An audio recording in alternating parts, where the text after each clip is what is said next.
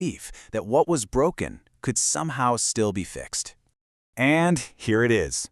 This is the central image of the whole thing. It's not just a piece of furniture, and it's not just a window. Together, they became something else entirely. A symbol of waiting. Of patient, constant waiting. And this wasn't some passive thing he was doing. No, this was an active choice every single morning. Every sunrise brought that same quiet prayer, maybe today. Maybe today is the day. So you have to ask, why? Why was he waiting? What on earth could have happened to create such a distance? Well, the answer, it lies in the long silence, in all the years that followed. Just one single moment. And here's the really tragic part. It was so ordinary. It wasn't some huge betrayal, nothing dramatic. It started with something small, something we can all relate to. Just a few angry words, the kind of thing that happens in any family.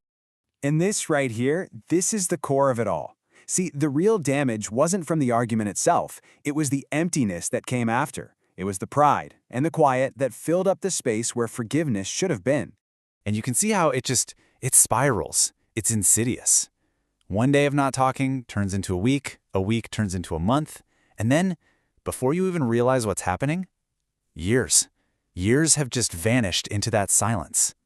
But through all of that time, the father, he never gave up. His hope was just stronger than his pride.